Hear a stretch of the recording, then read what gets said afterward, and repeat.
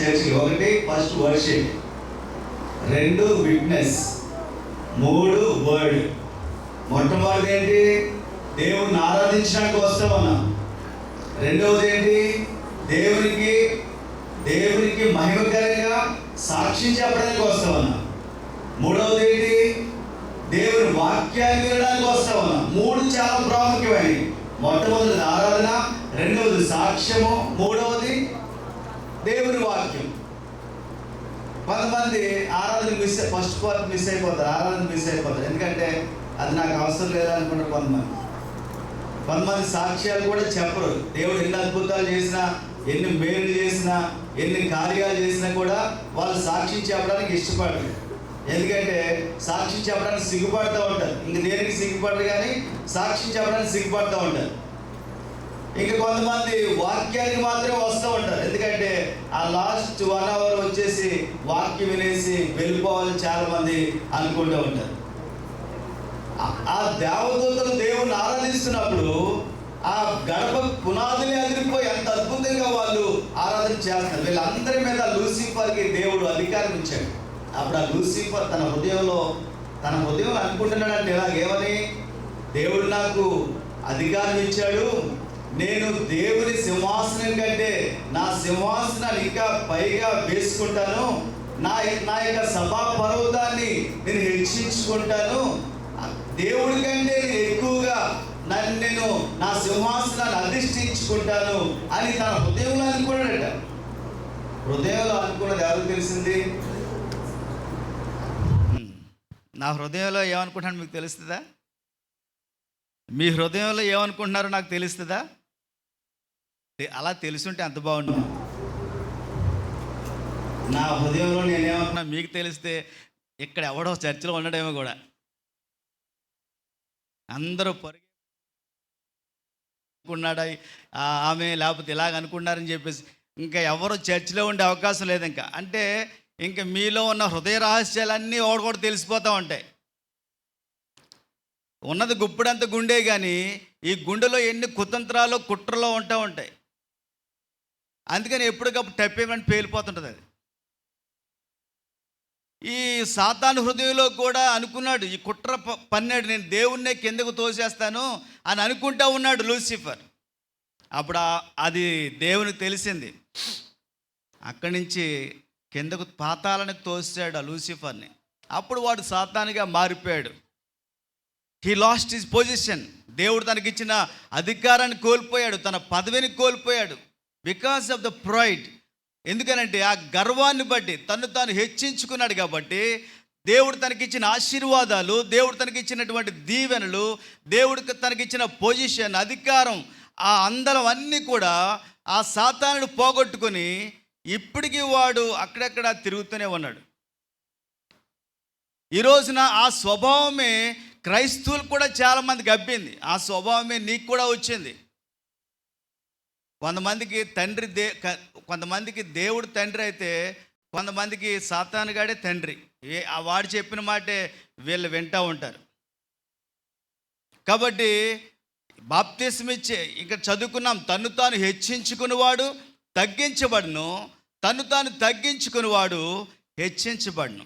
ఎవరైతే నువ్వు చాలాసార్లు నువ్వు ఎందుకు హెచ్చించుకుంటే, బాగా చదువుకున్నారనుకోండి, నేను బీటెక్ చదువుకున్నాను, ఎంటెక్ చదువుకున్నాను, పిహెచ్డి చేశాను, లేకపోతే కొంతమంది నేను ఎంబీబీఎస్ చదువుకున్నాను, డాక్టర్ చదివాను. You may be proud of your education. ఒకవేళ నీ చదువును బట్టి ఒకవేళ నువ్వు గర్విస్తున్నావేమో, నీ ఉద్యోగాన్ని బట్టి ఒకవేళ నువ్వు గర్విస్తున్నావేమో, లేకపోతే నీకున్న ఆ బలాన్ని బట్టి, శక్తిని బట్టి ఒకవేళ నువ్వు గర్విస్తున్నావేమో, ఒకవేళ నీ యొక్క ధనాన్ని బట్టి, ఆస్తిని బట్టి, డబ్బును బట్టి నువ్వు గర్విస్తున్నావేమో. ఏది శాశ్వతం కాదు. నీకున్న బలం శాశ్వతం ఉందా? 20 సంవత్సరాల్లో ఉన్న బలం ఇప్పుడు నీకు ఉందా? చాలా మట్టుకు అయిపోయింది కదా. అలాగుంటే నువ్వు నిలబడతావా? ఆ 20 సంవత్సరాలు ఉన్న బలం ఇప్పుడుంటే నువ్వు నిలబడు. నీకున్న ధనం శాశ్వతం అని అనుకున్నావేమో, అది కూడా శాశ్వతం కాదు. నీకున్న ఆస్తి ఒకవేళ శాశ్వతం అని అనుకున్నావేమో, అది కూడా శాశ్వతం కాదు. అది రెక్కలు కట్టుకుని అది ఎగిరిపోద్దని బైబిల్లో వ్రాయబడి ఉంది. Nothing is permanent. నీకున్నది ఏది కూడా శాశ్వతం కాదు. నీకున్న బలం కానీ, నీకున్న డబ్బు కానీ, నీకున్న ఆస్తి కానీ, నీకున్న ఉద్యోగం కానీ, నీకున్నటువంటి ఆరోగ్యం కానీ, నీకున్నటువంటి ఆయుస్సు కానీ ఏది శాశ్వతం కాదు. శాశ్వతం కాని దానికోసం నువ్వెందుకు గర్విస్తూ ఉన్నావు? నీ అందం శాశ్వతం కాదు, నీ సౌందర్యం శాశ్వతం కాదు. 30 సంవత్సరాల దాకా నువ్వు అందంగా ఉంటావేమో, తర్వాత డికే స్టార్ట్ అవుద్ది. నువ్వెన్ని మేకప్లు వేసినా, కోటింగ్లు వేసినా అది ఆ క్షీణత అది మొదలవుతూనే ఉంటుంది. కొంతమంది బ్యూటీ పార్లర్కి ఖర్చు పెట్టిన డబ్బు ఇంకో కుటుంబాన్ని కూడా పోషించవచ్చు. అంత బ్యూటీ పార్లర్కి తగలేసే వాళ్ళు చాలామంది ఉంటారు. ఎందుకంటే అందం కాపాడుకోవడం కోసం. పోనీ పడుసోళ్ళు ఆ బ్యూటీ పార్లర్కి వెళ్తున్నారంటే పర్వాలేదు, ముసలోళ్ళు కూడా బ్యూటీ పార్లర్కి వచ్చే దినాలు దాపురించే ఈ రోజుల్లో. కనుక ఈరోజు ఏది శాశ్వతం కాదు. దాన్ని బట్టి నువ్వు గర్వించొద్దు. నీ అందాన్ని బట్టి, నీ సౌందర్యాన్ని బట్టి, నీ ఆస్తిని బట్టి, దేన్ని బట్టి కూడా నువ్వు గర్వించడానికి వీల్లేదు. ఎందుకంటే క్రైస్ట్ లైక్నెస్, క్రీస్తు యొక్క స్వభావం ఏంటంటే తగ్గించుకోవడం. దేవునికి స్తోత్రం, హల్లెలూయా. నువ్వు క్రీస్తు వలె ఉండాలని బైబిల్ చెప్తా ఉంది. క్రీస్తు వలె నిన్ను నువ్వు తగ్గించుకోవాలని దేవుని వాక్యం చెప్తా ఉంది. చూడండి, మత్తయి సువార్తలో 3వ అధ్యాయం 11వ వచనంలో బాప్తిసం ఇచ్చే యోహాను ఈ మాటలు చెప్తా ఉన్నాడు.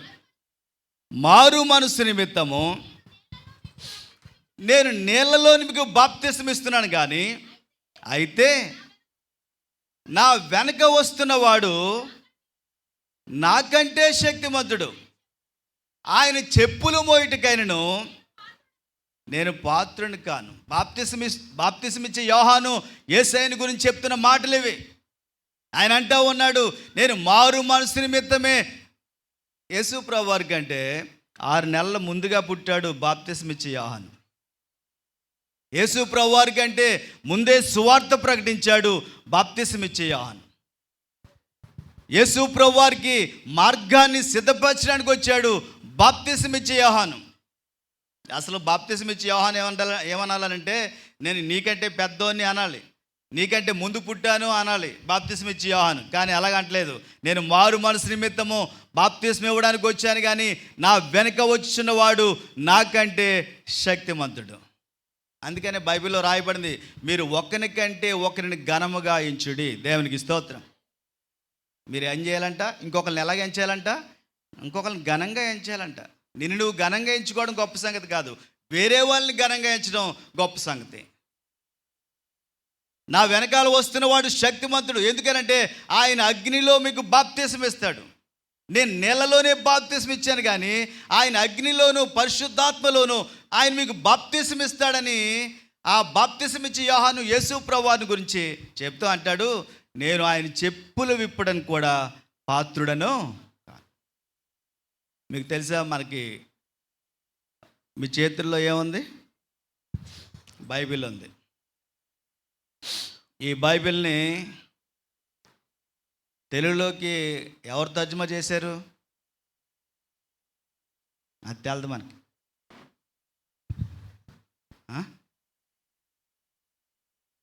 బైబిల్ ఎలాగ వచ్చిందో మనకు తెలీదు. ఈ బైబిల్ని విలియం కేరీ అని ఒక ఆయన తెలుగులోకి తర్జుమా చేశాడు. ఇంగ్లాండ్ నుంచి వచ్చాడు ఆయన, కలకత్తాలో ఆయన ఉన్నాడు. దాదాపు 40 భాషల్లోనికి ఆయన బైబిల్ తర్జుమా చేశాడు. కొత్త నిబంధన, పాత నిబంధన అలా విడివిడిగా కలిపి అన్ని మొత్తం.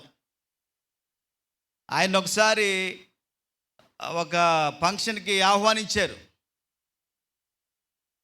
ఆ స్టేజ్ మీద కూర్చున్నాడు. ఆయన కూర్చున్నప్పుడు ఆయన్ని కించపరిచాలని ఒక ఆయన ఇలాగ పరిచయం చేస్తున్నాడంట.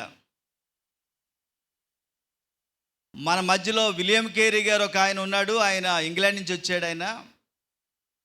ఆయన షూ మేకర్ అని చెప్పానట. చెప్పులు కుట్టుకునేవాడు ఆయన అని చెప్పానట. చెప్పులు తయారు చేసేవాడు షూ మేకర్ అని చెప్పేసి అన్నాడట. చెప్పులు తయారు చేసేవాడు ఆయన షూ మేకర్ అని చెప్పేసి అన్నాడట. అప్పుడు ఆయన పరిచయం అయిన తర్వాత అన్నాడట లేచి, నేను చెప్పులు తయారు చేసేవాడిని కాదు, నేను చెప్పులు కుట్టుకునేవాడిని అన్నాడంట. ఎంత తగ్గించుకున్నాడో చూడండి. నేను చెప్పులు తయారు చేసేవాడిని కాదు, నేను చెప్పులు కుట్టుకునేవాడిని. ఒక మిషనరీ, ఒక దేవుని సేవకుడు, 40 భాషల్లోనికి పట్టుదలతో దేవుని వాక్యాన్ని తర్జుమా చేసిన వ్యక్తి. అలాంటి వ్యక్తి అంటా ఉన్నాడు, I'm not a shoe maker, నేను ఒక చెప్పులు తయారు చేసే వ్యక్తిని కాదు, నేను చెప్పుల్ని రిపేర్ చేసేవాడిని, బాగు చేసేవాడిని, కుట్టేవాడిని అని చెప్పి తను తాను తగ్గించుకున్నాడు. అందుకని ఈరోజు ప్రపంచవ్యాప్తంగా విలియం కేరీ ఆ పేరు వింటేనే మారుమోగుతూ ఉంది. ఆయన ఒక స్టేట్మెంట్ చెప్పాడు. ఏం చెప్పాడు? Expect great things from God and attempt great things for God. ఈ మాట మొత్తం క్రిస్టియన్డంలో, క్రైస్తవ్యంలో ప్రాచుర్యం పొందింది. దేవునికి నుండి గొప్ప కార్యాలు మీరు ఆశించండి, దేవుని కొరకు గొప్ప కార్యాలు మీరు చేపట్టండి. దేవునికి స్తోత్రం, హల్లెలూయా. ఇంత అద్భుతంగా ఆయన ఎందుకు వాడబడ్డాడనంటే తనను తాను తగ్గించుకున్నాడు కాబట్టి. దేవునికి స్తోత్రం. ఈ ఉదయకాల సమయంలో మరి నీవు నేను కూడా ఆ బాప్తిసం ఇచ్చే యోహాను వలె మనం కూడా యేసు ప్రభువారిని హెచ్చించాలి. మన జీవితంలో ఆయన మాత్రమే ఘనపరచబడాలి, ఆయన మాత్రమే మహిమపరచబడాలి. మనం తగ్గవలసి ఉంది, మనం తగ్గించుకోవాలి. అందుకనే బైబిల్లో ఏమని రాయబడి ఉంది? సామెతల గ్రంథం 18వ అధ్యాయం 12వ వచనంలో ఇలాగూ రాయబడింది. సామెతల గ్రంథం 18:12. ఆపద రాకమునుపు నరుని హృదయము అతిశయపడును, ఘనతకు ముందు వినయముండును, నాశనమునకు ముందు గర్వము నడుచును. ఘనతకు ముందు ఏముంటుందట? వినయము ఉంటుందట. ఒక వ్యక్తి పడిపోయాడనంటే, ఒక వ్యక్తి నాశనం అయ్యాడంటే ఆ వ్యక్తి యొక్క గర్వాన్ని బట్టే. ఈ రోజున దేవుడు నిన్ను ఆశీర్వదించినప్పుడు, దేవుడు నిన్ను దీవించినప్పుడు, దేవుడు నిన్ను వాడుకుంటున్నప్పుడు, దేవుడు నీకు ఉద్యోగం ఇచ్చినప్పుడు, దేవుడు నీకు ద్వారాలు తెచ్చినప్పుడు ఎన్నడూ కూడా నిన్ను వెచ్చించుకోవడానికి వీల్లేదు. నువ్వు ఎప్పుడైతే తగ్గించుకుంటావో ప్రభు ఇంకా నిన్ను దీవిస్తాడు. దేవునికి స్తోత్రం, హల్లెలూయా. కాబట్టి ఇక్కడ మరి ఎవరైతే తగ్గించుకుంటారో వాళ్ళకి దేవుడు 7 ఆశీర్వాదాలు ఇక్కడ ఇచ్చాడు. ఫస్ట్ది చూడండి, కీర్తన గ్రంథం 25వ అధ్యాయం 9వ వచనం. కీర్తన గ్రంథం, న్యాయ విధులను బట్టి ఆయన దీనులను నడిపించును, తన మార్గమును దీనులకు నేర్పును. దేవునికి స్తోత్రం, హల్లెలూయా. న్యాయ విధులను బట్టి ఆయన దీనులను నడిపించే దేవుడు, తన మార్గములను దీనులకు బోధించే దేవుడు. కీర్తనకారుడు అంటాడు, దావీదు అంటాడు ఈ మాటలు. ఏమంటాడనంటే, God leads the humble and God teaches the humble. దేవుడట తగ్గించుకున్న వారిని నడిపిస్తూ ఉంటాడట. He leads. బైబిల్లో దావీదు ప్రార్థన చేస్తూ ఉంటాడు. ఏమని ప్రార్థన చేస్తాడనంటే 2వ రాజులు 7వ అధ్యాయం 18వ వచనం. మరియు 2వ రాజులు మొదటి రాజు చూడు, మొదటి రాజులు 7వ అధ్యాయం 18వ వచనం. 2వ సమూయేలు 7:18. 2వ సమూయేలు 7:18.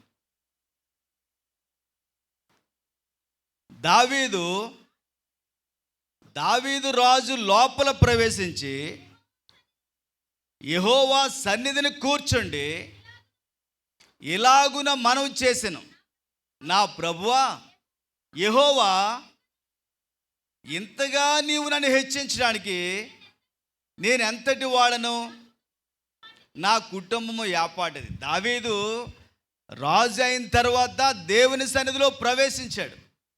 కొన్నిసార్లు మనం దీవించబడనంత కాలం కూడా మనము చాలా తగ్గించుకొని చాలా సాత్వికంతో మనం బ్రతుకుతూ ఉంటాం.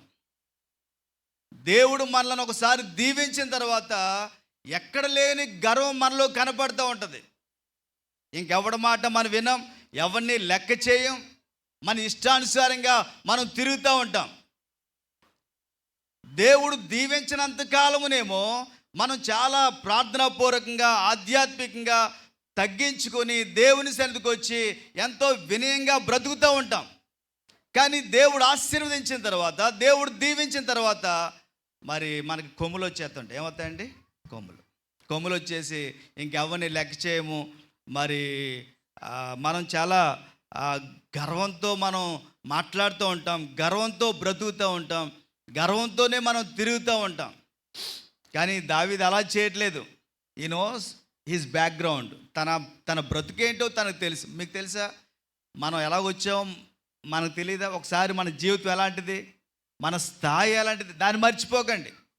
Don't forget your past life.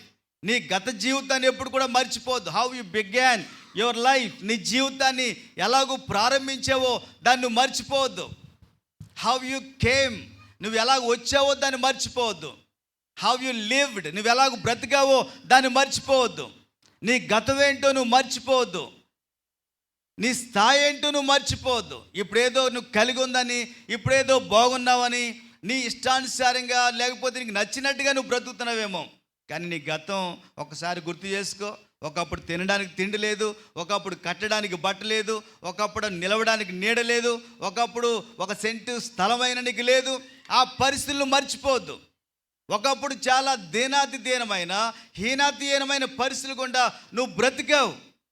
కానీ ఈరోజు ప్రభు దీవించిన తర్వాత నువ్వు గర్వంతో మదించిపోయి నీ ఇష్టానుసారంగా నువ్వు తిరుగుతుంటే దేవుడు చూస్తూ ఊరుకుంటాడని మాత్రం నువ్వు అనుకోవద్దు. ఎందుకనంటే బైబిల్ చెప్తోంది, ఆయన గర్విష్ఠుల యొక్క గర్వాన్ని ఆయన అణిచే దేవుడు. ఆయన నీ గర్వం ఎలాగో అణచాలో దేవుడికి బాగా తెలుసు.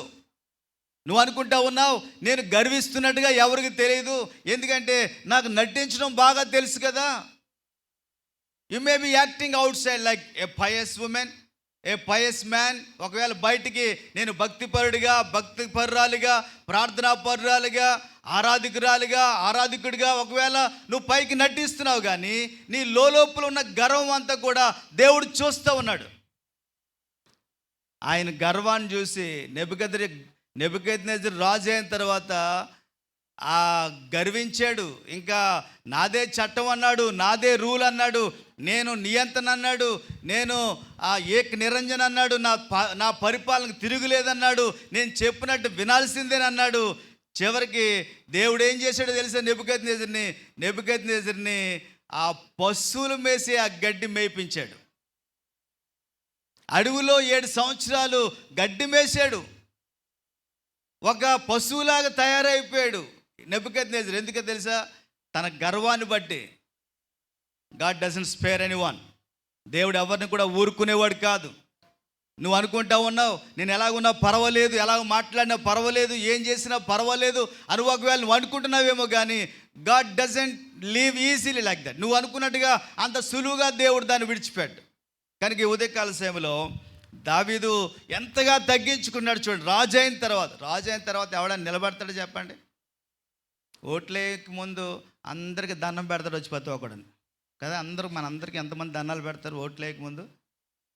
ఓట్లేసిన తర్వాత మనం వెళ్తే మన లక్ష్య ఎత్తాడు ఎవడైనా మన వినతి పత్రం తీసుకుంటాడా? ఎవడైనా మన మాట వింటాడా? నువ్వు ఎవడో నాకు తెలియదు అంటాడు.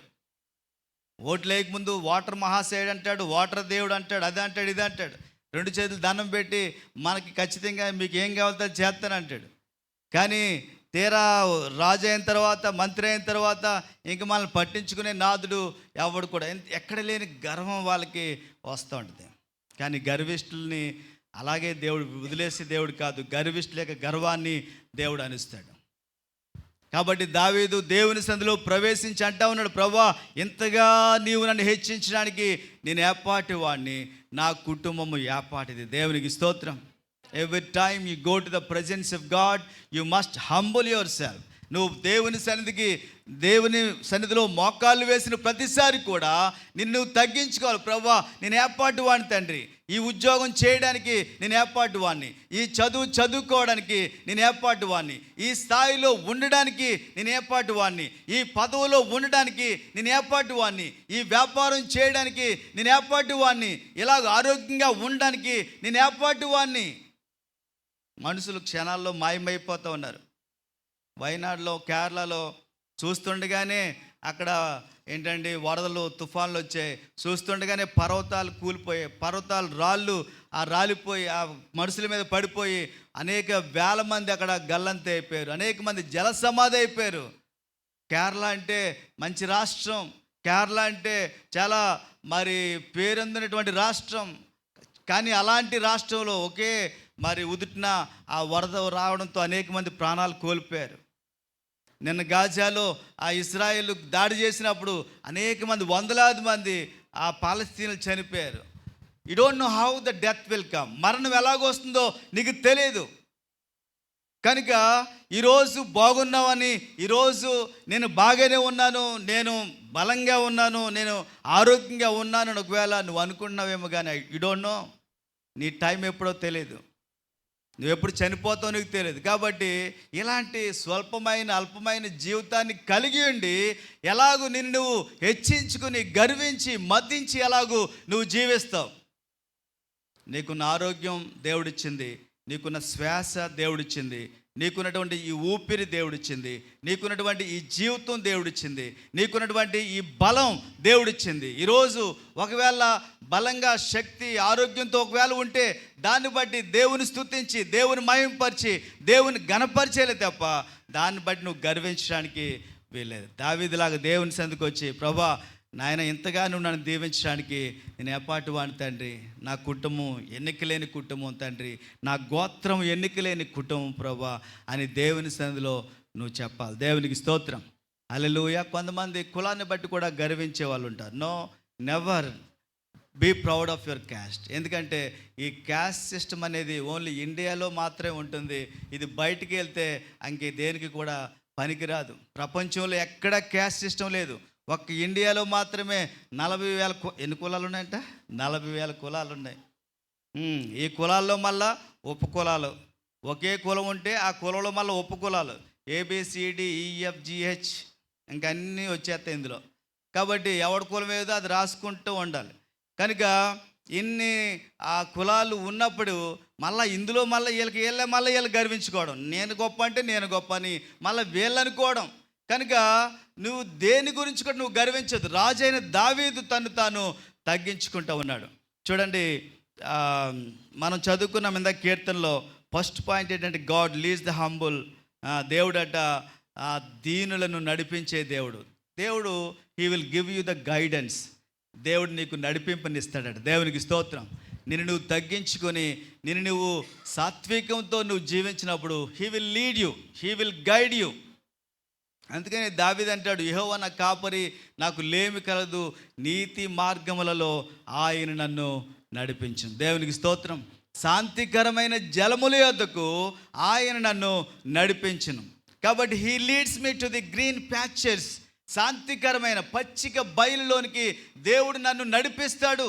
శాంతికరమైన జలముల యొద్దకు ఆయన నడిపిస్తాడు, నీతి మార్గములలో ఆయన నడిపిస్తాడని దావీదు ఖచ్చితంగా చెప్పగలుగుతూ ఉన్నాడు. కాబట్టి ఈ ఉదయకాల సమయంలో నిన్ను నువ్వు తగ్గించుకున్నట్లయితే ఖచ్చితంగా దేవుడు నిన్ను నడిపిస్తాడని, దేవుడు నీకు బోధిస్తానని కూడా, ఐ విల్ టీచ్ యూ అంటే నీకు బోధిస్తాను, నేను నిన్ను బోధిస్తానని అక్కడ వ్రాయబడి ఉంది. రెండవది 147వ కీర్తన 6వ వచనంలో ఇలాగ వ్రాయబడింది. 147:6. యెహోవా దీనులను లేవనెత్తువాడు, భక్తిహీనులను ఆయన నేలను కూల్చును.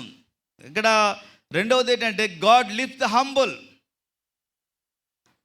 కీర్తన 75:5 వచనం చదవండి. కీర్తన 75:5. కొమ్ము ఎత్తకుడి, ఎత్తుగా కొమ్ము ఎత్తకుడి, పొగరు పట్టిన మాటలాడుకుడి అని భక్తిహీనులకు నేను ఆజ్ఞిస్తున్నాను.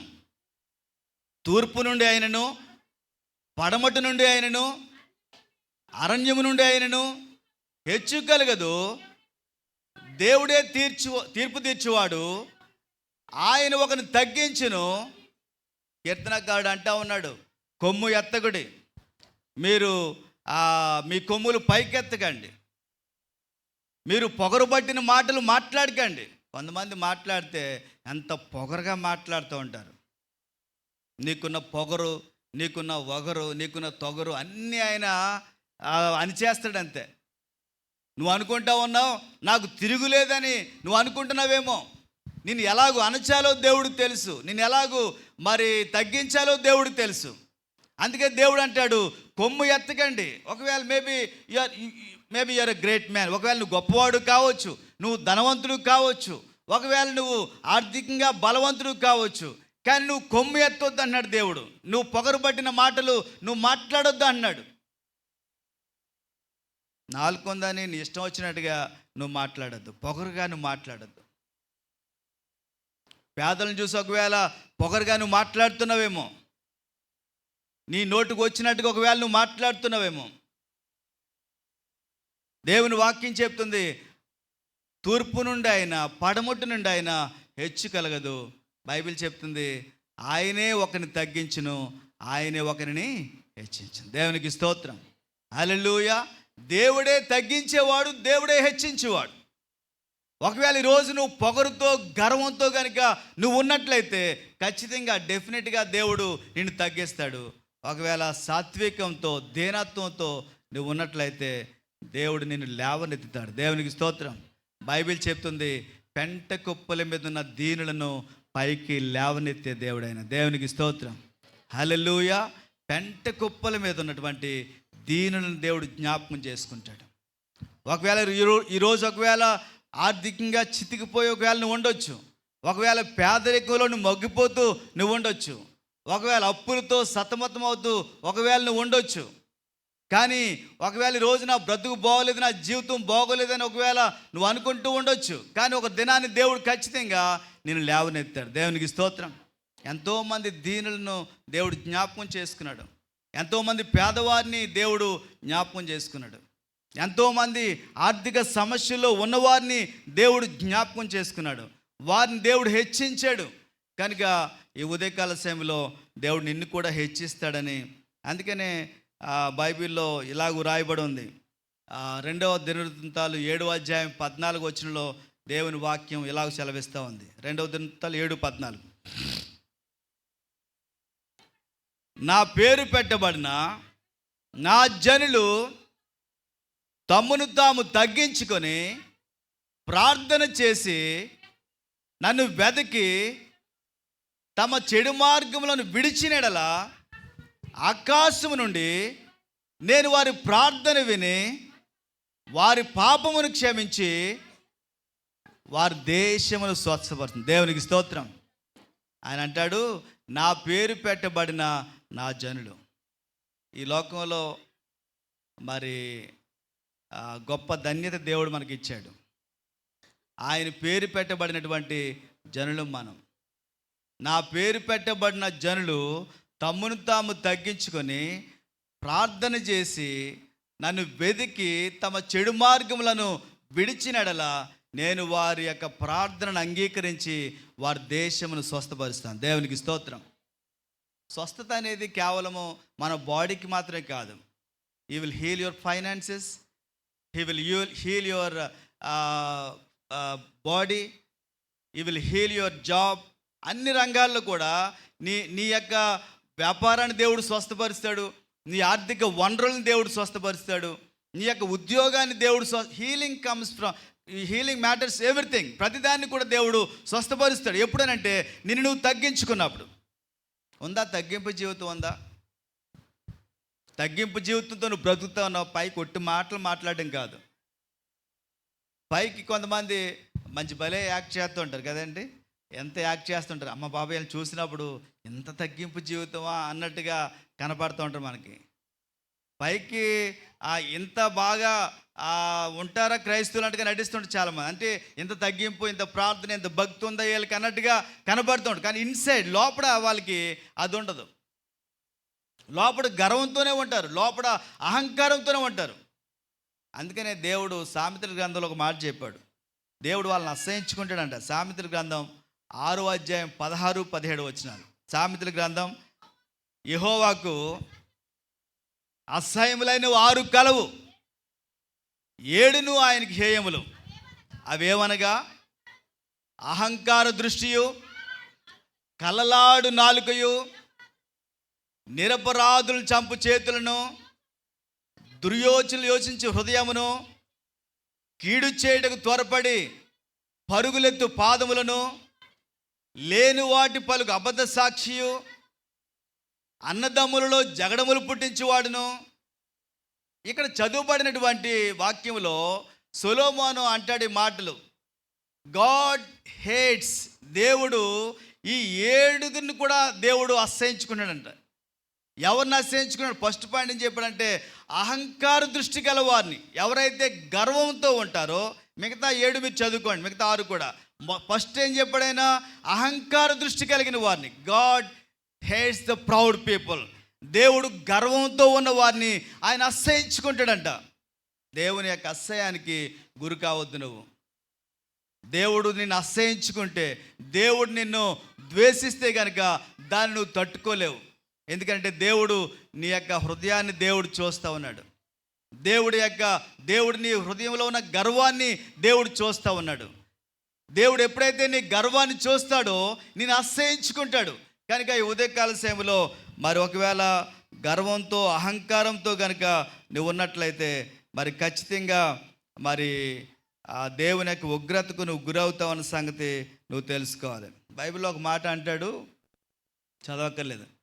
దేవుడట సౌలుని రాజుగా తొలగించి దావీదుని రాజుగా దేవుడు అభిషేకించాడంట. ఎవరిని తొలగించాడు? సౌలుని తొలగించాడు. ఎవరిని అభిషేకించాడు? దావీదుని అభిషేకించాడు. ఎందుకు సౌలుని దేవుడు రాజుగా తొలగించాడనంటే, సౌలు యొక్క గర్వాన్ని చూసి గాడిదలు కాసుకున్న వాడిని దేవుడు రాజుగా చేశాడు. దేవునికి స్తోత్రం. ఒకప్పుడు ఏం కాసేవాడు? గాడిదలు. ఒకప్పుడు మీ పాస్ట్కి ఒకసారి సినిమా రీల్ వేసుకోండి, మీరు వెనక్కి వెళ్ళి, మీరు ఎలాంటి వాళ్ళు తెలిసిపోతుంది మీకు. ఒకప్పుడు ఎంత అసహ్యంగా ఉండేదాని, ఇప్పుడు బాగా రెడీ అయిపోయి ముస్తాబ్ అయిపోయి నేను అందంగా ఉన్నాను అనుకుంటా. పాత ఫోటోలు ఒకసారి చూసుకోండి. అంతెందుకు, మీ ఆధార్ కార్డు ఒకసారి చూసుకోండి. మీ ఆధార్ కార్డు చూసుకుంటే అసలు మీ నిజ స్వరూపం అంతా అక్కడే తెలిసిపోద్ది. మీ ఒరిజినల్ పిక్చర్ అంతా అక్కడ కనపడిపోద్ది. చాలామంది ఇప్పుడు ఆధార్ కార్డులో ఫోటోలు మార్పించుకుంటూ ఉన్నారు, ఎందుకంటే అందులో బాగోలేదు కాబట్టి. అది ఒరిజినల్ ఫోటో. అది కొంతమంది ఫోటోలు తీసినప్పుడు అంటూ ఉంటారు, నాది ఫోటో బాగా రాలేదు. అసలు నీ ముఖమే అది బాగా రాకపోవడం ఏంటి? ఎలాగుంటే అలా పడుతుంది అది. అందుకని నల్లగున్నదాన్ని తెల్లగా పడిపోతావా? ఎత్తుపల్లి ఉంటే మంచి పళ్ళు పడిపోతాయా? ఎలా ఉంటే అలాగే పడతావు. చప్పుడు ముక్కు ఉంటే మంచి ముక్కు వస్తుందా? ఎలా వస్తుంది? ఏది ఉంటే అదే పడుతుంది. కాబట్టి ఒరిజినాలిటీ అది. ఈరోజు చాలామంది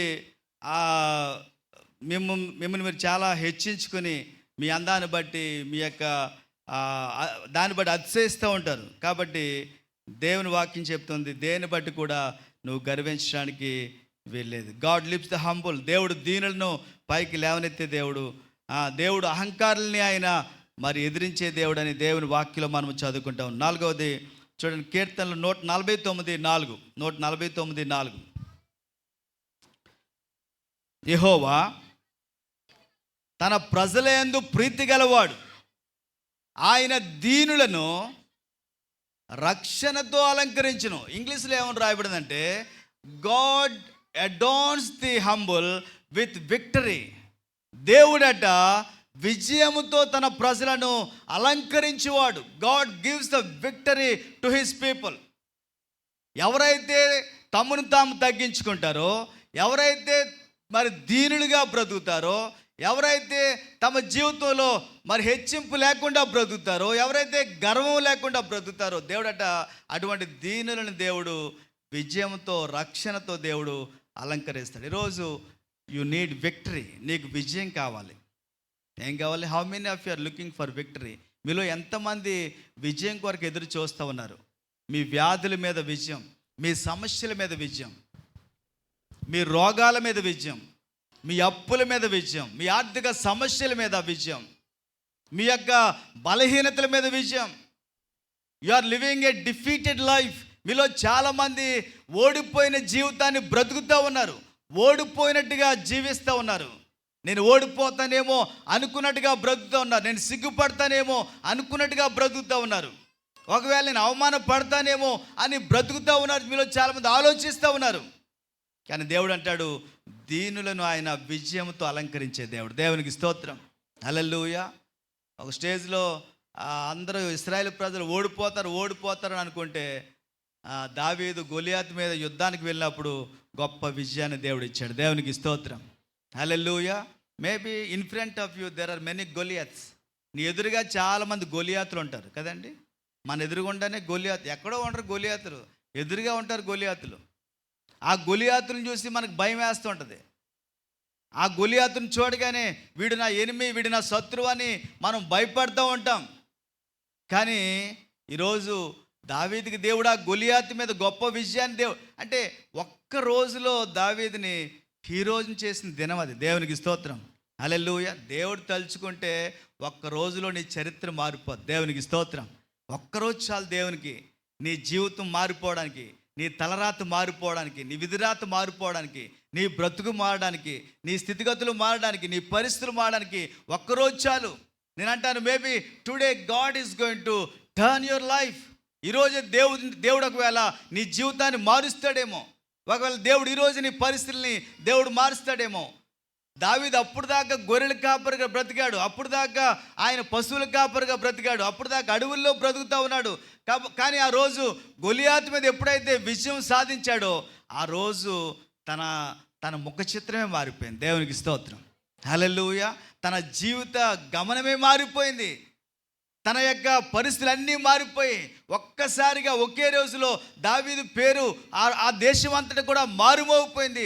దావీదు అంట చిన్నపిల్లోడంట, వాడు కనీసం మరి ఆ గొర్రెల కాపరిగా బ్రతుకుతున్నాడని చెప్పి అలాంటి వాడి రోజు గొలియాతుని చంపాడు అని అందరూ అనుకుంటా ఉంటే ఆ రోజు బీజం పడింది దావీదు రాజు అవడానికి. దేవునికి స్తోత్రం. ఎవరిచ్చారు ఆ విజయం? ఎవరిచ్చారు ఆ జయం? ఎందుకు ఇచ్చాడు దేవుడు అని అంటే దావీదు తను తగ్గించుకున్నాడు కాబట్టి. దేవునికి స్తోత్రం. హల్లెలూయా. ఎప్పుడైతే నువ్వు తగ్గించుకుంటావో దేవుడు నీకు గొప్ప విజయాన్ని ఇస్తాడు. నీ బ్రతుకు చిత్రాన్ని దేవుడు మారుస్తాడు.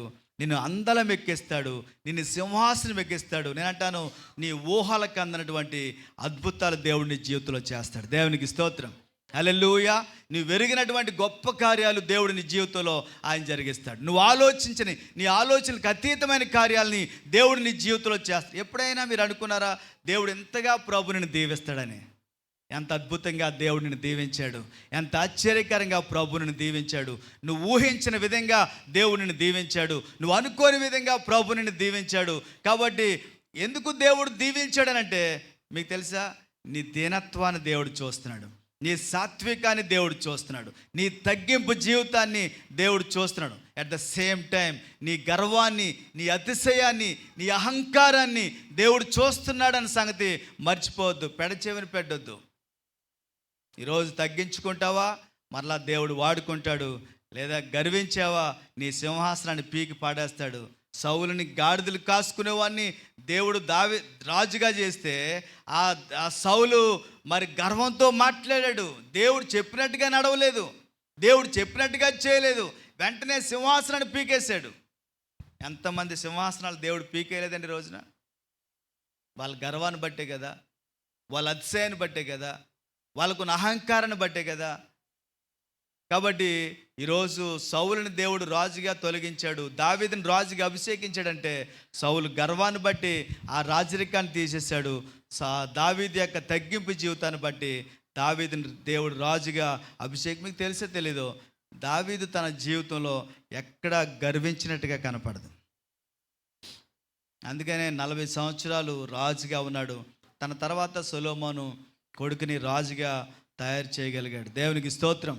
హల్లెలూయా. కాబట్టి దేవుడట నీకు ఎంతమందికి ఈ రోజున మీకు విక్టరీ, విజయం కావాలా? విజయం వద్దా? మీ రోగాల మీద, మీ బాధల మీద, మీ సాధక బాధల మీద, మీ సమస్యల మీద యు నీడ్ ఎ విక్టరీ. మీకు విజయం కావాలి. కాబట్టి ఆ విజయాన్ని దేవుడు ఇస్తానంటున్నాడు. ఎప్పుడు ఇస్తాడనంటే నువ్వు తగ్గించుకున్నప్పుడు దేవుడు నీకు విజయాన్ని ఇస్తాడు. నువ్వెంత తగ్గించుకుంటావో అంతగా దేవుడిని హెచ్చిస్తాడు. దేవునికి స్తోత్రం. హల్లెలూయా. మనకు ఒక సామెత తెలుసు, ఇండియా వాళ్ళకి ఏమొచ్చినా రాపోయిన సామెతలు మటుకు వస్తూ ఉంటాయి. పెరుగుట పెరుగుట అంటాం కదా. అప్పుడు పెరుగుట దేనికంట? గెడ బాగా పెరుగుతుంది అనుకోండి, ఏమవుతుంది? మాకు ములక చెట్టు ఉంది, పైకి బాగా అది ఎదుగుతూ ఉంది. కానీ ఎంత ఎదుగుతుందో అంత ఇరిగిపోతూ ఉంది. గాలి వస్తే అది ఇరిగిపోతుంది. పెరుగుట విరుగుడు కొరకే. నువ్వు పెరుగుతుంది విరిగిపోవాలని దేవుడు అనుకోవట్లేదు. నువ్వు ఎంత పెరుగుతావో అంత తగ్గించుకోవాలని దేవుడు చెప్తున్నాడు. దేవునికి స్తోత్రం. ఎంత ఎదుగుతావో నువ్వు అంత తగ్గించుకోవాలి. అప్పుడు దేవుడు ఇంకా నిన్ను వాడుకుంటాడు, నిన్ను దీవిస్తాడని ఈ రోజున నేను మీకు జ్ఞాపకం చేస్తా ఉన్నాను. మనకు తెలుసు, ఎస్తేరు ఒక అనాథ బిడ్డ. She was an orphan girl. తన పినతండ్రి ఆమెను పెంచుకున్నాడు. అహస్వేరోస్ రాజు స్వయంవరం ప్రకటించాడు, ఎందుకంటే తనకి భార్య కావాలని. అప్పుడు చాలామంది అమ్మాయిలు వెళ్ళారు అడిగి. అందరూ కూడా బాగా మేకప్లు వేసుకుని, తర్వాత బాగా రెడీ అయ్యి తమను తాము అలంకరించుకొని నేను రాని అయిపోవాలని వాళ్ళు వచ్చారు. చాలామంది అమ్మాయిలు వచ్చారు. కానీ ఎస్తేరు, మీరు ఇంటికి వెళ్ళిన తర్వాత 2వ అధ్యాయం చదవండి. ఎస్తేరు కదా 2వ అధ్యాయం చదవండి. ఎస్తేరు గురించి అక్కడ రాయబడింది 15వ వచనంలో ఉంటుంది అనమాట. ఎస్తేరు అట తనను తాను అలంకరించుకోలేదట. She did not decorate herself. తనను తాను అలంకరించుకోలేదు. హేగే వస్తానికి అప్పగించబడిందంట. మీరు ఎలా చెప్తే అలాగా. అంటే ఇంకొక మాటలు చెప్పాలంటే, దేవా నువ్వు నన్ను ఎలాగో అలంకరిస్తావో నేను అలాగే అలంకరించబడతాను. నువ్వు నేను ఎలాగో సిద్ధపరుస్తావో నేను అలాగే సిద్ధపడతాను. నా జీవితాన్ని నీ చేతుల్లో పెట్టాను, నా బ్రతుకు నీ చేతుల్లో పెట్టాను అని ఎస్తేరు కంప్లీట్గా తను తగ్గించుకొని తన జీవితాన్ని దేవుని చేతుల్లో పెట్టిందంట. బైబిల్లో రాయబడింది, రాజు దండము ఎస్తేరు వైపు చాపబడింది. దేవునికి స్తోత్రం. రాజుగారి దండం ఎవరి వైపు చాపబడిందట? ఎస్తేరు. Because of her humility, her humbleness. తన యొక్క దీనత్వాన్ని బట్టి, తన సాత్వికాన్ని బట్టి, తన తగ్గింపు జీవితాన్ని బట్టి రాజుగారి యొక్క దండము ఎస్తేరు వైపు చాపబడింది. అక్కడతో అయిపోలేదు. ఎస్తేరు రాని అయిపోయిన తర్వాత అంతా జీవితం సాఫీగా సాగిపోలేదు. మరలా శత్రువు బయలుదేరాడు, హామాన్ అనే శత్రువు. ఆడేకంగా వాళ్ళ చిన్నానికి ఉరికొయ్యి తవ్వేసాడు. ఏకంగా 50 మూరలు ఎత్తున్న ఉరికొయ్యి తవ్వాడు వాళ్ళ చిన్నాన్ని ఉరి తీసేయాలని. కానీ ఎస్తేరు 3 రోజులు ఉపవాసం ఉండి ప్రార్థన చేసింది. తన పనికత్తెలతో చెలికత్తెలతో పాటు ప్రార్థన చేసింది. ప్రార్థన చేసిన తర్వాత దేవుడు ప్రార్థన అంటే, నేను రాణిని అయిపోయాను కదా, నాకు ఎవరు అవసరం లేదు అనుకోలేదు. నువ్వు ఎంత రాణివైనా, ఎంత మహారాణివైనా నువ్వు తగ్గించుకోవాల్సింది. దేవునికి స్తోత్రం. హల్లెలూయా. నువ్వెంత చక్రవర్తి అయినా, ఎంత రాజు అయినా నిన్ను తగ్గించుకోవాల్సిందే. ఎంత సింహాసనం మీద కూర్చున్నా నిన్ను నువ్వు తగ్గించుకోవాల్సిందే. ఎస్తేరు తగ్గించుకుంది కాబట్టి ఎస్తేరు యొక్క ప్రార్థన దేవుడు విన్నాడు, తన ప్రజలను దేవుడు విడిపించాడు. మరి అహస్వేరోసు పరిపాలనలో ఒక వెలిగినట్లుగా మనం చూస్తున్నాం. ఈ ఉదయకాల సమయంలో మరి ఎస్తేరు యొక్క జీవితం మనకు ఆదర్శం కావాలి. ఎలాగైతే ఎస్తేరు తగ్గించుకుందో మనం కూడా తగ్గించుకోవాలి. చూడండి, బైబిల్ 5వది సామెతల గ్రంథం 3వ అధ్యాయము 34వ వచనం. సామెతల గ్రంథం 5వ అధ్యాయము 3వ అధ్యాయం 34వ వచనం. అపహాస్యకులను ఆయన అపహసించును, దీనుని ఎడల God gives the favour to the humble. దేవుడట తగ్గించుకున్న వారి ఎడల ఆయన దయను చూపే దేవుడట. దేవుడు ఏం చెప్తాడట? దయ చూపే దేవుడట. ఆయన దేవుడు దయను చూపించే దేవుడు. ఎవరి ఎడల? దీనుని ఎడల దయను చూపించే దేవుడు ఆయన. బైబిల్లో రాయబడి ఉంది, దేవుడు ఆకాశం నుండి చూశాడు. చూస్తే ఈ తరము వారిలో నోహు నీతిమంతుడిగా, నిందారహితుడిగా. ఆదికాండం 6వ అధ్యాయం 9వ వచనం చదవండి. ఆదికాండం 6:9. నోహు వంశావళి ఇదే. 8వ వచనం చదవండి. అయితే నోవహు యెహోవా దృష్టి యందు కృప పొందినవాడు ఆయన. దేవునికి స్తోత్రం. హల్లెలూయా. ఇంతమంది ప్రజలు ఉన్నప్పుడు, ఇంతమంది జనాలు ఉన్నప్పుడు దేవుని దృష్టి ఎవరి మీద పడిందంట? నోహం మీద పడింది. దేవునికి స్తోత్రం, హల్లెలూయా. దేవుని యొక్క దృష్టి, దేవుని యొక్క కృప నోహం మీద పడింది. దేవుడు వాడకట్టే ఆ పని, ఆ బాధ్యత నోహకు దేవుడు అప్పగించాడు. దేవునికి స్తోత్రం, హల్లెలూయా. God gives his favour to the humble people. దేవుడు మరి దీనులైన వారికి తన యొక్క మరి దయను చూపే దేవుడు ఆయన. ఎంతగా నువ్వు తగ్గించుకుంటావో దేవుడు తన కృప, తన దయ నీ మీద చూపిస్తాడు. అందుకనే 1 పేతురు 5వ అధ్యాయము 6-7 వచనాలు ఇలాగ రాయబడింది. 1 పేతురు 5-6-7 వచనాలు. దేవుడు తగిన సమయమందు మిమ్మల్ని హెచ్చించినట్టు ఆయన బలిష్టమైన చేతి క్రింద దేన మనస్కులయ్యుండుడి. 6వ వచనం చదవా, 5వ వచనం. చిన్నలారా, మీరు పెద్దలకు లోబడి ఉండుడి. మీరందరూ ఎదుటివాని ఎడల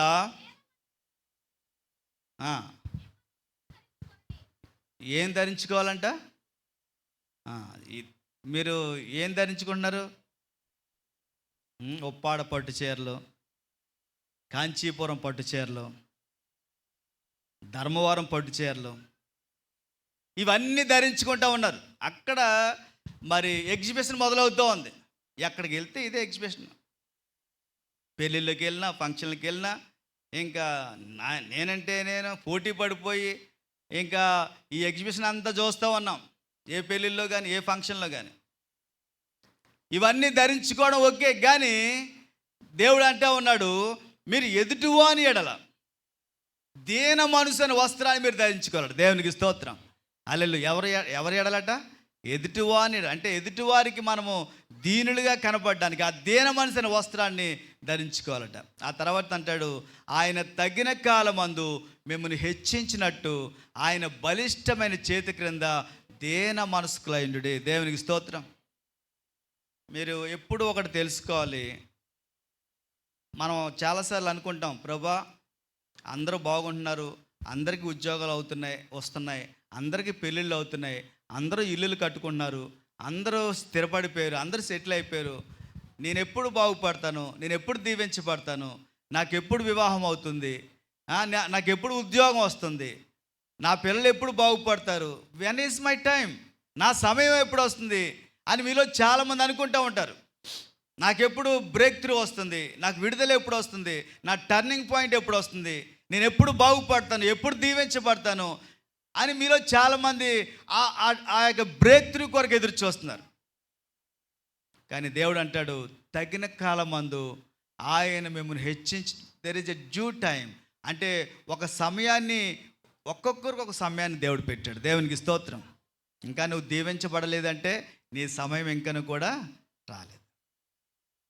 మరియమ్మ అడుగుతుంది, ద్రాక్షారసం అయిపోయింది యేసయ్య అని అడిగితే, అప్పుడు యేసుప్రభు ఏమన్నాడు? నేను చేసేస్తాను అన్నాడా? నేను అలాగే అనలేదు. ఏమన్నాడు? నా సమయం ఇంకను టైం రాలేదు. ఇంకా నువ్వు టైం రాకుండా, కొంతమంది ఏదైనా వాళ్ళ చెట్టుకి సపోటా పండో లేకపోతే సపోటా కాయో లేకపోతే మామిడికాయ కాసినప్పుడు ఇంకా టైం రాకుండానే లాగేసి తినేస్తుంటారు వాళ్ళు, కంగారెక్కి వాళ్ళకి. Don't pluck before it ripes. అది ఇంకా పండకుండా దాన్ని లాగేకండి. పండిన తర్వాత తినాలి, కానీ దాని సమయం రాకుండానే చాలామంది తినేసి ఇది బాగోలేదు అంటారు చాలామంది. నీ సమయం ఇంకా రాలేదు, నీ అద్భుతం సమయం ఇంకా రాలేదు, నీ యొక్క మెరకల్ సమయం ఇంకా రాలేదు, నువ్వు బాగుపడే సమయం ఇంకా రాలేదు. There is a due time. ఆ సమయం వస్తుంది. Wait for your time. నీ టైం కొరకు ఎదురు చూడాలి. చాలామంది మరి వివాహాల కొరకు ఎదురు చూస్తూ ఉంటారు. వాళ్ళ సమయం ఇంకా రాలేదు, వస్తుంది ఆ సమయం. ఆ సమయం వచ్చినప్పుడు దేవుడే ద్వారాలు తెరుస్తాడు. దేవునికి స్తోత్రం, హల్లెలూయా. దేవుడే కార్యాలు చేస్తాడు, దేవుడు అద్భుతాలు చేస్తాడు. మరి ఒక్కొక్కరు ముందు చూడండి, కొంతమందికి పిల్లలు ముందు పుడేస్తాడు, ఊరికి ముందే పిల్లలు పుడేస్తారు వాళ్ళకి. కొంతమందికి వెయిట్ చేసినా కూడా పిల్లలు పుట్టరు.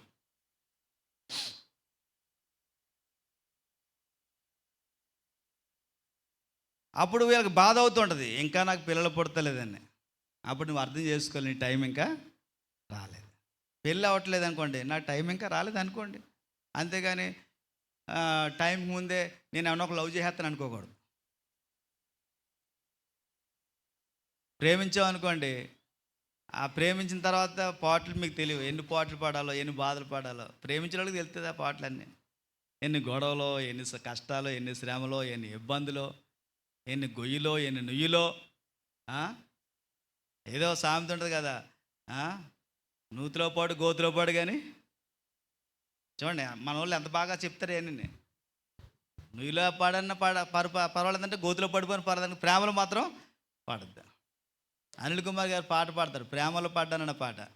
ఏ ప్రేమలో పడ్డాడంటే ఆయన యేసయ్య ప్రేమలో పడ్డాడు. దేవునికి స్తోత్రం, హల్లెలూయా. కనుక ఈ రోజున తగిన కాలమందు దేవుడు మిమ్మల్ని హెచ్చించినట్టు మీరు తప్పక తెలుసుకోవాలి.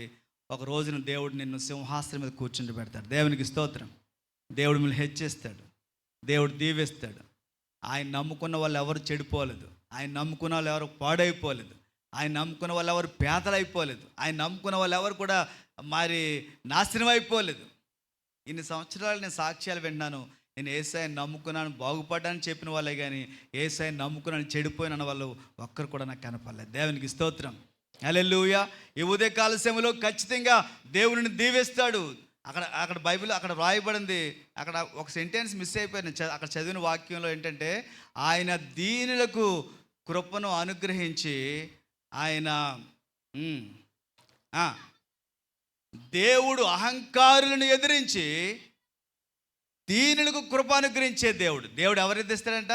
అహంకారులను ఎదిరించి దీనులకు కృప అనుగ్రహించే దేవుడు. ఖచ్చితంగా మరి ఒకవేళ నువ్వు గర్వంతో ఉన్నట్లయితే నిన్ను ఎదిరిస్తాడు దేవుడు, ఆయనని తగ్గిస్తాడు నువ్వు గర్వంతో ఉంటే కనుక. కాబట్టి ఈ రోజున నువ్వు తగ్గించుకోవాలని బైబిల్ చెప్తా ఉంది. హిజ్కియాని గురించి ఒక మాట ఇలాగూ రాయబడి 2వ దినవృత్తాంతాల్లో 32వ అధ్యాయము 26వ వచనంలో ఇలాగూ రాయబడింది. 2వ దినవృత్తాంతాలు 32:26. హిజ్కియా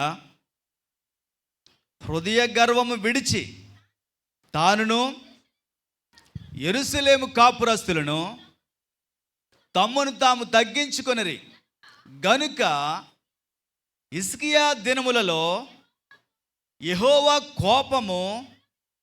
దేవునికి స్తోత్రం, హల్లెలూయా.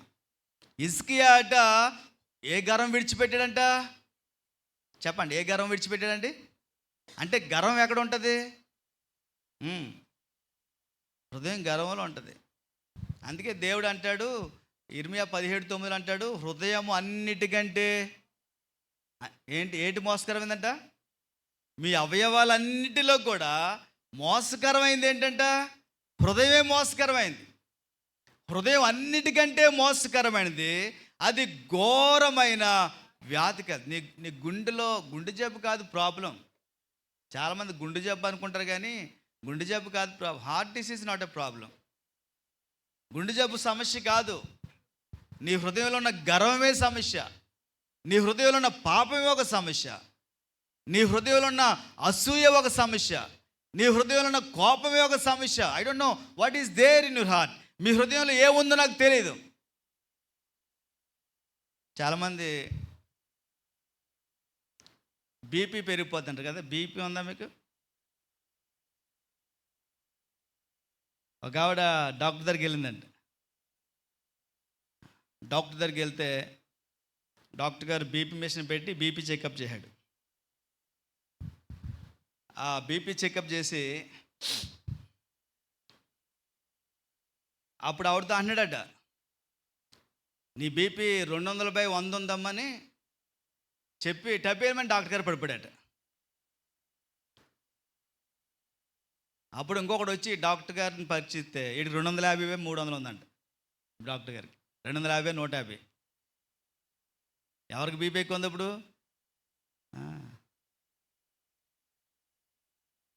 ఏమో ఎవరికి బీపీ ఉందో మనకు తెలీదు. బీపీ ఉందో మనకు తెలిసిందేంటి? టెస్ట్ చేసుకునే తెలుస్తుంది బీపీ ఉందో లేదా అంతే. మొన్న మా అమ్మగారికి రాత్రి ఫోన్ చేసింది. మా అమ్మ ఫోన్ చేస్తే మా చెల్లి ఫోన్ చేసింది. మా అమ్మకు బాగోలేదంటే మా అమ్మ పక్కకెట్టేసి మొత్తం అంతా ఏదో అయిపోయింది. అక్కడికి నేను చిన్నబాబు చింతలు వెళ్ళాం మా అమ్మని చూడడానికి. రాత్రి 1 గంటకి వెళ్ళాం, ముగ్గురం వెళ్ళాం. అక్కడ మా అమ్మ ఎప్పుడైతే ఇలాగ అయిపోయిందో నేనే సిపిఆర్ చేసా, గుండె మీద చేతులేసి చేతులే, నాకు తెలియదు అసలు ఏంటది. కానీ మా అమ్మ చచ్చిపోతుందేమో అన్నట్టుగా మా అమ్మ మీద గుండె మీద చేతులేసి ఆ పంపింగ్ చేశాను. అది చేసినప్పటికి ఈ లోపల ఈ చింతల్లి షుగర్ టెస్ట్ చేసింది. అక్కడ షుగర్ టెస్ట్ చేసినప్పటికి షుగర్ డౌన్ అయిపోయి అక్కడ 50 ఉంది షుగర్ మా అమ్మకి. ఆల్మోస్ట్ ఆ రాత్రి వెళ్ళకపోతే మా అమ్మ చచ్చిపోయాను. మళ్ళీ అమ్మ నోట్లో పంచదార వేసి షుగర్ నీళ్ళు పట్టించి అన్నీ చేసింది. అన్నీ చేసినప్పటికి ఒక అరగంటలో కోలుకుంది. మళ్ళీ 2 గంటలకు మేము తిరిగి ఇంటికి వచ్చేసాం. 1 గంటలో అంతా అయిపోయింది. ఆ గంట మేము వెళ్ళకపోతే అక్కడ పరిస్థితులన్నీ కూడా తారుమారు అయిపోతాయి. మరి మేము వెళ్ళినప్పటికీ చూపు లేదు, మాట లేదు. కానీ దేవుడు ఒక అరగంటలోనే మరలా ప్రాణం ఇచ్చాడు, ఆయుస్ని ఇచ్చాడు, దేవుడు స్వస్థపరిచాడు. దేవునికి స్తోత్రం, హల్లెలూయా. కాబట్టి ఈరోజు చాలామందికి నేను ఎందుకు చెప్తున్నాను మాట అంటే, మీలో చాలామందికి బీపీ పెరిగిపోతుంది. ఎందుకనంటే మీ హృదయంలో ఇన్ని ఉన్నాయి, కుట్రలు, కుతంత్రాలు, రాజకీయాలు, అసూయలు, పగ, ద్వేషం ఇవన్నీ ఉన్నాయి. కాబట్టి మీ హృదయంలో ఉన్నటువంటి ఈ ద్వేషము, విద్వేషము, మీ హృదయంలో ఉన్న పగ, మీ హృదయంలో ఉన్నటువంటి కోపం, మీ హృదయంలో ఉన్న మోసం, మీ హృదయంలో ఉన్న దగ, మీ హృదయంలో ఉన్నటువంటి అహంకారము, మీ హృదయంలో ఉన్నటువంటి గర్వము, ఇవన్నీ కూడా మోసము, అవన్నీ హృదయంలో ఉన్నాయి. మోసం, గర్వం, అహంకారం అన్నీ హృదయంలో ఉన్నాయి. కాబట్టి ఈ ప్రైడ్ అనేది కానీ pride is more dangerous than heart disease. మీ గుండె జబ్బు కంటే కూడా మీ హృదయంలో ఉన్న గర్వమే చాలా ప్రమాదకరం. కాబట్టి రోజు ఒకవేళ నీకు గర్వం అనేది ఉందేమో, దేని బట్టి గర్విస్తున్నావేమో, దేని బట్టి గర్విస్తున్నావు నాకు తెలీదు. ఒకవేళ గర్విస్తుంటే కనుక, అందుకనే చదువుకున్నా కదా, హిజ్కియా తన హృదయ గర్వాన్ని విడిచి, ఏం విడిచిపెట్టాడంట? హిజ్కియా తన హృదయ గర్వాన్ని విడిచి ఏం చేశాడంట? అక్కడున్న ప్రజలందరూ కూడా తమ్మును తాము తగ్గించుకున్నారు కాబట్టి దేవుని ఉగ్రత వాళ్ళ మీదకి రాలేదట. దేవునికి స్తోత్రం, హల్లెలూయా. కాబట్టి హిజ్కియా మరి దేవుడు స్వస్థపరిచాడు, హిజ్కియాని దేవుడు వాడుకున్నాడు. చూడండి, యాకోబు రాసిన పత్రికలో 4వ అధ్యాయం 6వ వచనంలో అలాగే 10వ వచనంలో ఇలాగూ రాయబడింది. యాకోబు రాసిన పత్రిక 4. అందుచేత దేవుడు అహంకారులను ఎదిరించి దీనులకు కృపానుగ్రహించును అని లేఖనము చెప్పుచున్నది.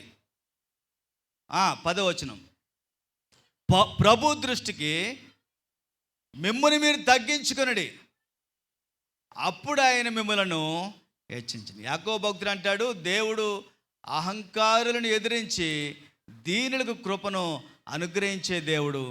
ప్రభు దృష్టికి మిమ్మల్ని మీరు తగ్గించుకొనుడి, అప్పుడు ఆయన మిమ్మల్ని హెచ్చించింది. దేవునికి స్తోత్రం, హల్లెలూయా.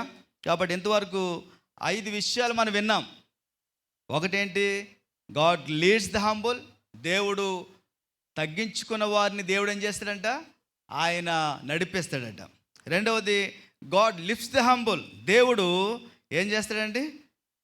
దీనులను పైకి లేవనెత్తేవాడు.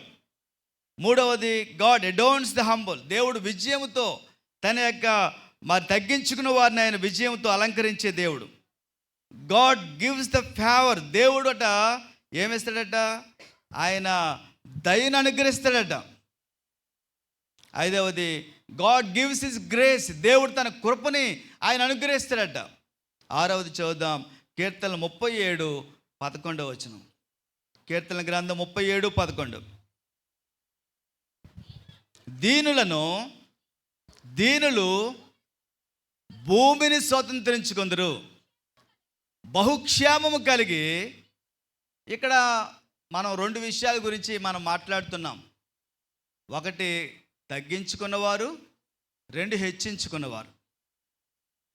తగ్గించుకున్న వారిని దేవుడు హెచ్చిస్తాడు, హెచ్చించుకున్న వారిని దేవుడు తగ్గిస్తాడు. గర్వంతో ఉన్న వారిని దేవుడు తగ్గిస్తాడు, దీనత్వంతో ఉన్న వారిని దేవుడు హెచ్చిస్తాడు.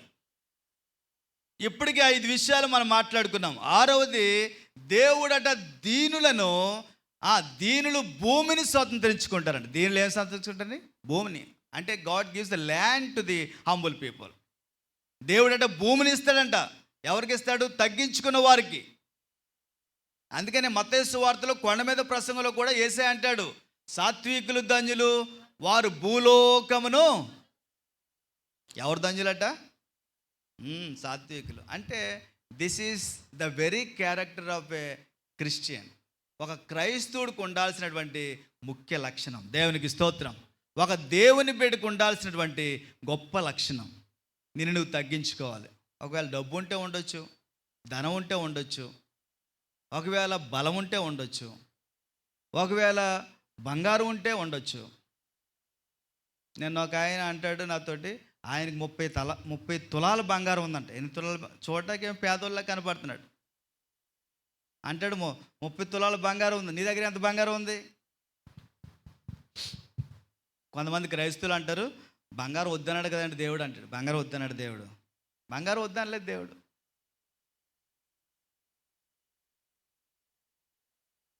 ఆదికాండం 13వ అధ్యాయము చదవండి, 2వ వచనం. అబ్రహాము వెండి బంగారము పశువులు కలిగి, ఎవరట? అబ్రహాము వెండి బంగారము కలిగి, పశువులు కలిగి. మీకు వెండి ఉంది, బంగారం ఉంది, కానీ పశువులు లేవు. మీకు ఒక గేదెన్నా ఉందా? మీకు ఒక ఆవన్నా ఉందా? మీకు ఒక గొర్రెన్న పెంచుతున్నావా? ఒక మేకనన్న పెంచుతున్నావా? కానీ కుక్కల్ని పెంచుతున్నావు. ఎందుకు పనికిరాని కుక్కల్ని?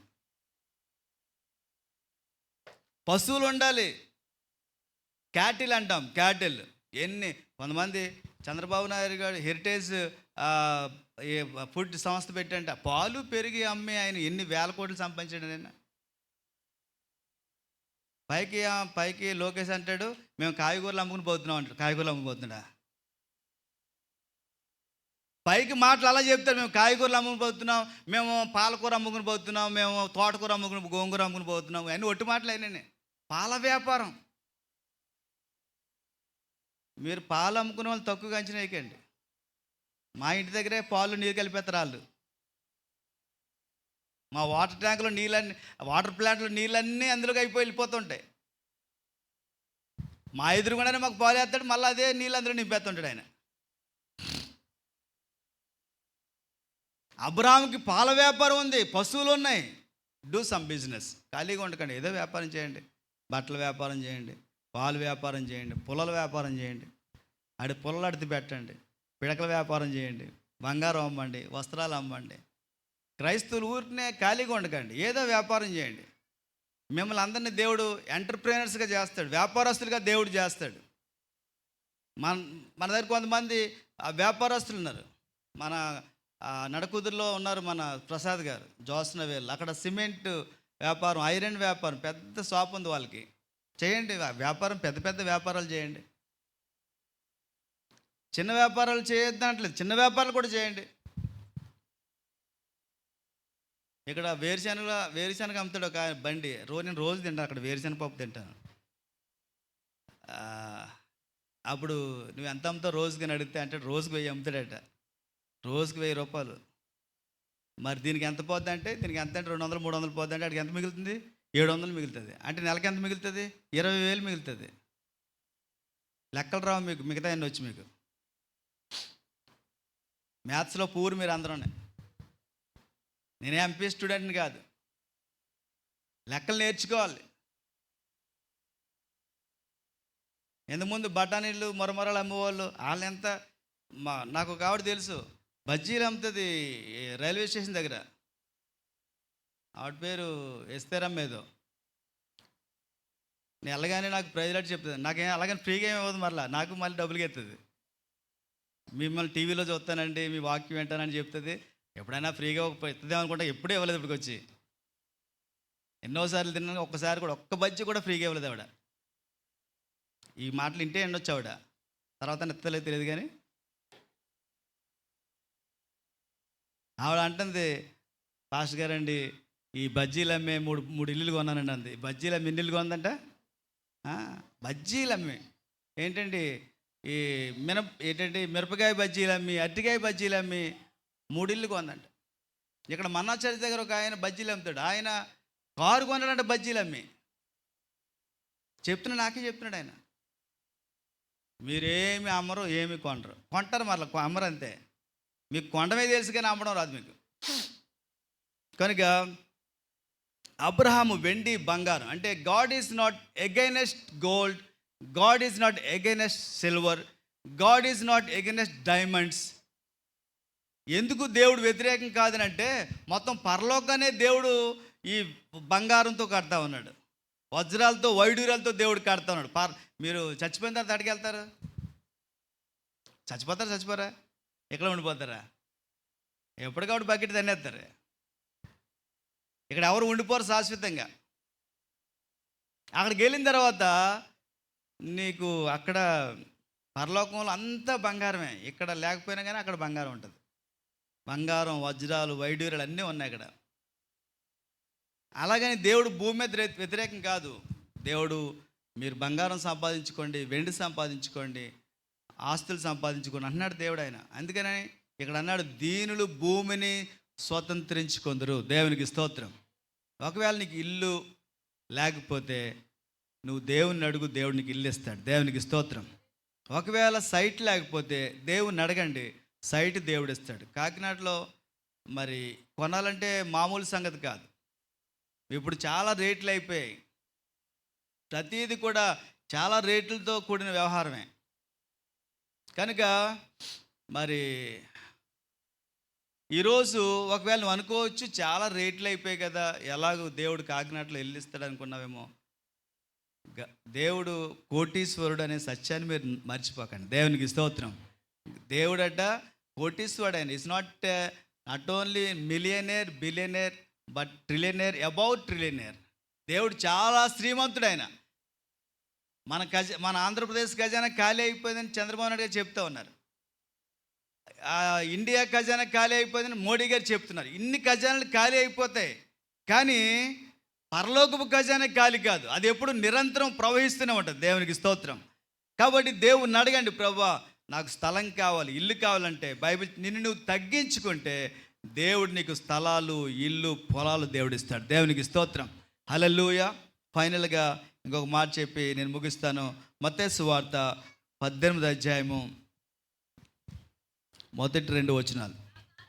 ఆ కాలమున శిష్యులు యేసునద్దకు వచ్చి, పరలోక రాజ్యములో ఎవడు గొప్పవాడని అడుగుగా, ఆయన ఒక చిన్న బిడ్డను తన యొద్దకు పిలిచి వారి మధ్యను నిలువబెట్టి ఇట్లనెను, మీరు మార్పు నొంది బిడ్డల వంటి వారైతేనే కానీ పరలోక రాజ్యంలో ప్రవేశింపరని మీతో నిశ్చయముగా చెప్పుచూ ఉన్నాను.